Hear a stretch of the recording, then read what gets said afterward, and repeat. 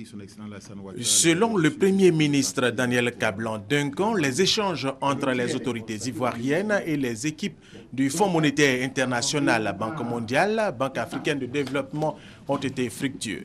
Cela dans le cadre de la 3e revue du programme soutenu par la facilité élargie du crédit, et ce qui lui permet d'affirmer que la dynamique économique enregistrée depuis la sortie de la crise se confirme. Le taux de croissance du produit intérieur brut pour l'année 2012 s'établit à 9,8%.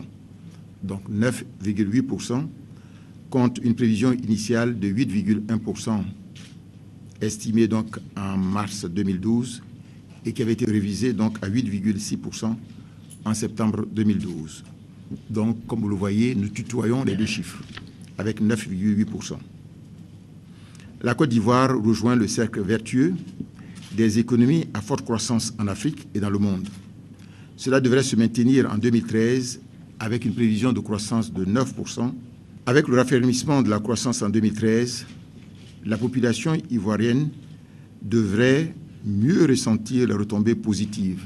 Pour le chef de la mission du Fonds monétaire international, Michel Lazare, les deux parties sont parvenus à un accord provisoire sous réserve de son approbation par la direction générale et le conseil d'administration du Fonds monétaire international. Si les politiques économiques du gouvernement pourraient être soutenues par un décaissement de 48,8 millions de droits de tirage spéciaux, soit environ 74 millions de dollars, la réunion du conseil d'administration qui approuvera cette décision est prévue pour fin mai 2013.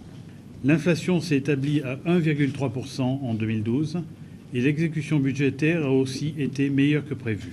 Il invite donc le gouvernement ivoirien à poursuivre la mise en œuvre de son programme de réforme et à améliorer le climat des affaires pour que le pays se mette définitivement sur le chemin du développement.